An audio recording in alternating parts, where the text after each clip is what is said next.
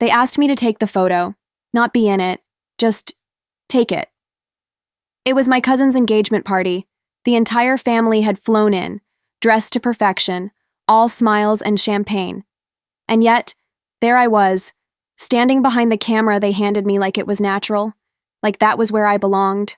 Behind, not beside them. They didn't even hesitate. My aunt waved her hand with a patronizing smile. "You don't mind taking it, do you, sweetie?" My mother stayed silent. She looked down, pretending to fix her bracelet, as if that would hide her shame. Not theirs, mine, because I wasn't thin enough. I wasn't polished enough. I didn't marry well enough. I didn't matter enough. So I pressed the shutter. Once, twice. 3 fake smiles captured forever. None of them mine. Later that night, I stared at the framed photo on the hallway table. Everyone looked perfect. A glossy memory that excluded me, edited by bloodlines and expectations. But I noticed something they didn't. In the glass reflection, my shape lingered behind them, a ghost in the frame. And that was the moment I decided, if they couldn't see me in their story, I'd write my own. I couldn't stop looking at that photo, not because of them, but because of me. That faint, barely there reflection in the corner of the glass. It haunted me. It validated me. Proof that I was there, that I had always been there. Maybe not in their version of the story, but in reality, the kind that doesn't need applause to be real. I remember walking into the kitchen the next morning.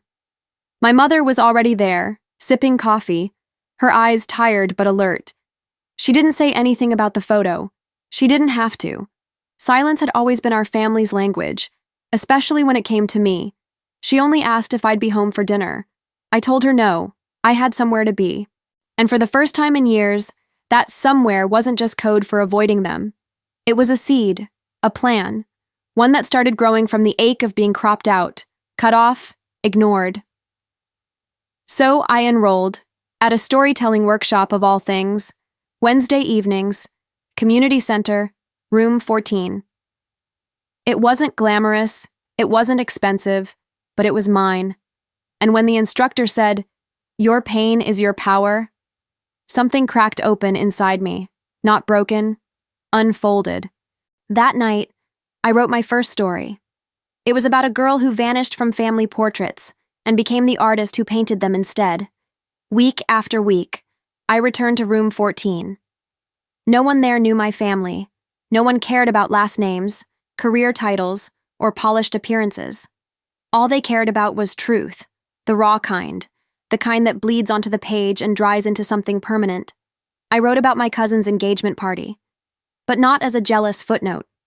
I wrote it from the view of the invisible girl, the one behind the camera, the one with silent stories bursting inside her. And when I read it aloud, the room froze, not because it was sad, but because it was real. A woman with silver hair and wine-colored glasses came up to me afterward. She touched my arm gently and whispered, "They never wanted to see you, but now they won't be able to look away." I didn't cry, I just nodded, because part of me already knew. One afternoon, my mother asked where I kept going every Wednesday. I told her. She blinked, half impressed, half worried. "And what are you writing about?" I smiled. "Our family." She said nothing, but the twitch in her jaw said everything. It wasn't about revenge, not yet, but I could feel the weight shifting, like a photo frame, slightly tilted, about to fall, or finally straighten. If this story resonates with you, please hit like and subscribe. It helps more people discover these true stories of silent power. A month later, something unexpected happened. My cousin, yes, that cousin, announced she was creating a family photo book. Legacy, she called it, a glossy hardcover collection to honor our shared history. And guess who received an email asking for contributions? Me, the girl behind the camera, the one cropped out. She wrote, "Hey, if you have any photos or memories you'd like to share, feel free to send them. We're trying to include everyone this time." This time, as if erasing me from every photo before had been a clerical error, a missed click, not a decision. I didn't respond, not right away. Instead, I opened my laptop and pulled up a file called Uninvited. It was a story I had been shaping quietly. A reflection, a reckoning, a truth told with elegance and sharp edges. I didn't send her a photo. I sent the story. A week later, my mother called. Her voice was clipped, tight. "Did you really send that to her?" "Yes." "Why?" I paused, then said, "Because it's the only picture of me they ever left out, and it's the only one that matters now." I thought that would be the end of it, but it wasn't. That story was about to enter a living room I hadn't stepped into for years. And once it did, no one would see the frame the same way again. That Sunday, they gathered without me, as always. Roast beef, folded napkins, the same jokes passed around like stale bread. But this time, there was a new guest at the table. My words, they printed the story, passed it around like gossip in disguise. Some laughed nervously. Others didn't say a word. But one sentence, according to my sister, landed like a dropped glass. The camera didn't exclude me. The family did. My aunt said it was too dramatic. My cousin cried, and my uncle asked, "Is she okay? Should we be worried?" Funny how truth makes people panic more than lies. Later that night, I received a message, not from any of them, but from my younger cousin, the quiet one, the one always pushed aside, like me. She wrote, "Thank you for writing what I couldn't say. I've felt invisible too. Maybe we don't need to fit into their frame." I stared at that message for a long time, not because it shocked me, but because it confirmed everything I feared, and everything I was finally proud of. This wasn't just my story. It was a mirror for the ones they cropped out, blurred over, or told to shrink. And suddenly, I wasn't just someone they tried to erase. I was someone others were finally seeing. The next invitation didn't come. Birthday, anniversary, baby shower, one by one, they forgot to add me to the list. Or maybe they remembered and chose not to. That's the funny thing about telling the truth. It doesn't always bring applause. Sometimes it brings silence. And that silence, it told me I was finally being heard. So I kept writing, piece after piece. Some were essays, others letters I never intended to send. But one night, I submitted a piece anonymously to a local journal. Title, "The Family Portrait I Was Never In." It went viral. Comments flooded in. Strangers wrote things like, "This could have been my sister's story." "You're not alone. I was the ghost in our photos, too." And one woman shared an image of her wedding picture, cropped to exclude the only sibling who had supported her. That's when it hit me. I wasn't just reshaping my frame. I was cracking the glass around others, too. And in the shards, we were finally seeing each other clearly. No retouching, no filters, just raw, quiet power. And while they continued hosting picture-perfect gatherings, I was building something else. A gallery made not of portraits, but of perspective. Weeks passed. And then, the phone call came. It was my mother, tense, uncomfortable, calculated. She opened with weather talk, grocery prices, then finally dropped the real reason. "Your cousin's having a baby. There's going to be a family portrait at the christening. They're hoping you'll come, if you can keep it low-key." Low-key. Translation: don't talk about your writing. Don't mention the article. Don't make them uncomfortable. Smile, blend in, take the photo maybe, but don't be the photo. I laughed, softly. "Tell them thank you," I said, "but I'm curating my own exhibition that day." And it wasn't a metaphor, because that viral piece, it caught the eye of a small gallery. They offered me a wall, one wall, to tell my story, in words, not smiles. So I framed the article, mounted it next to a blown-up copy of the original family photo. Yes, that one. But this time, I highlighted the reflection in the glass. Me, the ghost in the background. Captioned underneath, "She was always there. You just refused to see her." And people came. Not because they knew me, but because they were me, and finally, they were seen. Opening night felt surreal. I stood in a modest room, white walls, soft lighting, No champagne flutes or catered pastries, just printed words, faces in shadows, and the quiet hum of recognition. Strangers lingered by my frame, not to judge, to feel. One woman clutched her chest, whispering, "This was me at my sister's wedding." Another man wiped his eyes and said, "My daughter won't talk to us. I think I understand why now." They weren't fans, they were echoes, and each one confirmed what I had suspected all along. Exclusion isn't silent. It just gets swallowed until someone dares to speak. Toward the end of the night, I saw her. My cousin, the engaged one, now pregnant, glowing in a tailored coat, heels clicking like judgment against the tile. She didn't say hello. She walked right up to the photo, stared, then looked at me. And in that pause, that uncomfortable, loaded silence, she saw it. She really saw it. Not the reflection, not the girl behind the camera, but the woman who rewrote the caption. She didn't cry, didn't apologize, but she nodded once and left. And somehow, that was louder than any "I'm sorry" could ever be. The following week, I received a letter, a real one, ink on paper, slightly smudged, like someone had cried while writing it. It was from my mother. "I didn't stand up for you because I was afraid of stirring the water when all we ever learned was how to float quietly. But now I see that floating isn't surviving. You taught me that." She didn't mention the photo. She didn't have to. Because this was her stepping out from behind her frame. I sat on the floor, letter trembling in my hands, and realized something I hadn't before. Maybe they didn't know how to include me. Maybe they never learned to love what didn't fit their mold. But I stopped needing to fit the mold the moment I started breaking it. That same day, the gallery asked if I'd be open to expanding the exhibit. A new room. More stories. Stories from other people, those who had reached out after reading mine, so I said yes, and I renamed the exhibition Reflections, the Stories Behind the Smiles. Because it was never about revenge, it was about truth.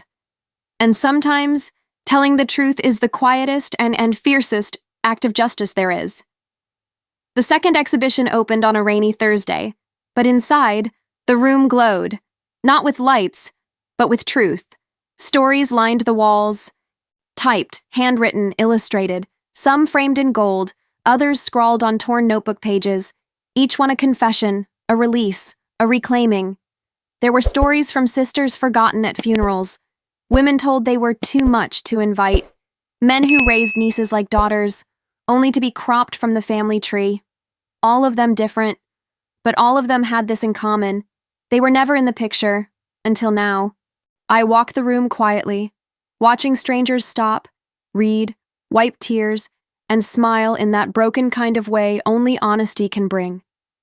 Then, one older woman tapped my shoulder. She didn't ask for my name. She simply said, "Thank you for putting us on the wall." And for the first time in my life, I wasn't behind the camera. I wasn't erased. I was framed. Not for what they wanted me to be, but for who I chose to become. And in that moment, I understood something deep. Sometimes, the best way to belong to a family is to build one out of the ones who see you. It was a Sunday morning when the phone rang. The same ringtone I'd long associated with tension, family. I let it ring twice before answering. It was my uncle, the one who always stood front and center in every family photo, like he was the CEO of Bloodlines. He didn't waste time. "We're organizing a family reunion, and we'd like you to speak." I blinked. "Speak?" "Yes, about your writing, your journey. People are talking about it. It's inspiring." There it was. Recognition, not apology, but invitation, not guilt, but curiosity. I told him I'd think about it. And I did. For 3 days, I sat with that offer, remembering every moment I stood behind them. Every time I was asked to step aside, dim my light, smile small. Now they wanted me at the podium. In the end, I said yes, but on one condition, that we take a new photo, one where no one was cropped, no one too much or not enough, a photo where even the reflections mattered. He hesitated, then said, "Of course, but I knew." The frame I had in mind would look nothing like the one they were expecting. The day of the reunion arrived. Same rented venue, same overpriced catering, same faces pretending they hadn't aged. But something was different. I was different. I walked in wearing a mustard yellow dress, the one they once said wasn't flattering. Now it glowed like defiance, not angry, not loud, just undeniable. My mother stood near the dessert table. Our eyes met. She gave me a subtle nod, the kind you give when you realize your daughter no longer needs your permission to shine. When it was time, they brought out the camera. Everyone gathered, waiting for instructions. Then my uncle, always the director, asked, "Who's taking the photo?" I stepped forward. No one. I pulled out a tripod and set the timer myself. This time, we all belonged in the frame. Even me. I stood dead center. Not because I needed to prove a point, but because I didn't need to ask anymore. Click. That shudder was louder than applause. It echoed with years of quiet rebellion, invisible pain, and now, quiet justice. The photo printed later that week. It went on the cover of their new album. And this time, no one could crop me out. Because I had already framed myself, in every story, every truth, every room that once refused to hold me. A month after the reunion, the photo arrived in the mail, matte finish, thick cardstock, everyone smiling, even me. But this time, it wasn't pretend. I placed the picture on my bookshelf, not out of pride, but peace. Because now, I no longer needed proof.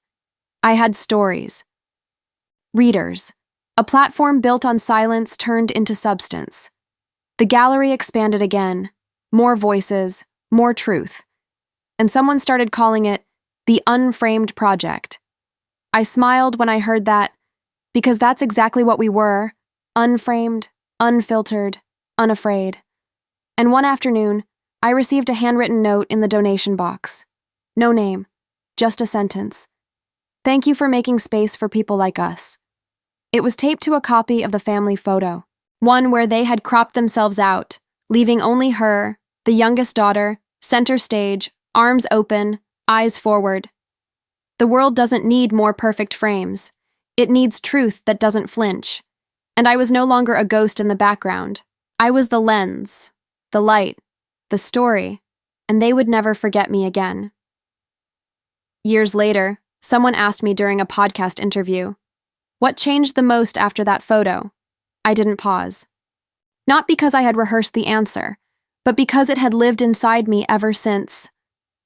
I stopped asking for space in other people's stories and started writing my own. It wasn't revenge, it wasn't confrontation, it was evolution.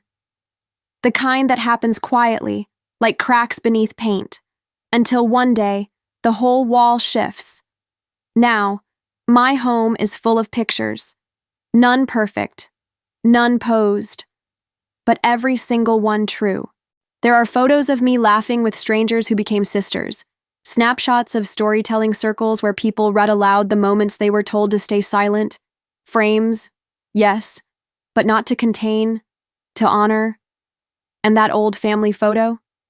The one where I was just a reflection in the glass? It hangs in my hallway, but not alone.